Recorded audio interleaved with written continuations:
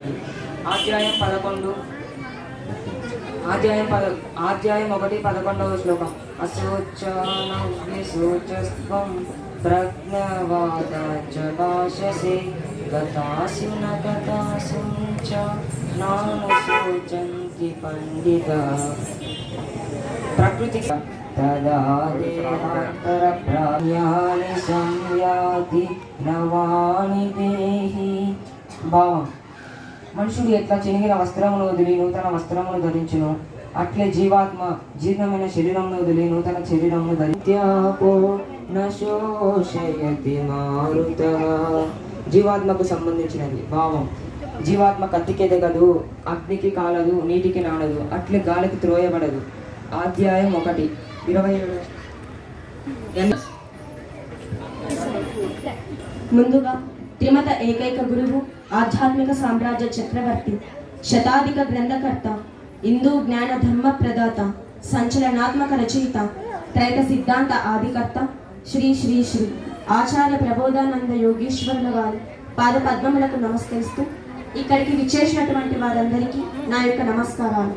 నా పేరు జి హరిచరణ్. నేను కెప్టెన్ కేకే స్వామి మెమోరియల్ ఇంగ్లీష్ మీడియం ఉన్నత పాఠశాలలో 9వ తరగతి చదువుతున్నాను. ఈరోజు భగవద్గీతలోని కొన్ని శ్లోకాలను చెప్పుకుందాం. యథా యథా హి ధర్మస్య గ్లానిర్భవతి భారత అభ్యుత్థానమధర్మస్య తదాత్మానం సృజామ్యహం. ఈ శ్లోకం సాంఖ్యయోగములో 7వ శ్లోకం నిరాకారము సాకారమునకు సంబంధించినది. భావం: ఎప్పుడెప్పుడైతే ధర్మములకు గ్లాని ఏర్పడి అధర్మము వృద్ధి చెందుచున్నదో అప్పుడు నన్ను నేను తయారు చేసుకొని భూమి మీద పుట్టుచున్నాను. అవజానంతి మాం మూఢా మానుషం తనుమాశ్రితం పరం భావమజానంతో మమ భూతమహేశ్వరం.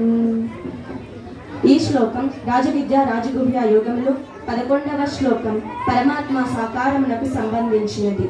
భావం: సర్వజీవరాశులకు అధిపతినైన నేను నరశరీరము ధరించుట వలన నా శ్రేష్టమైన భావమును తెలియజాలక మూఢులు నన్ను అవమానించుచున్నారు.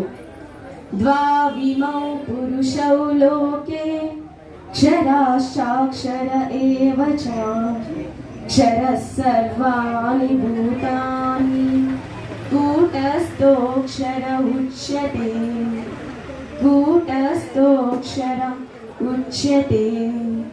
ఈ శ్లోకం పురుషోత్తమ ప్రాప్తి యోగంలో 16వ శ్లోకం ఆత్మ జీవాత్మలకు సంబంధించినది.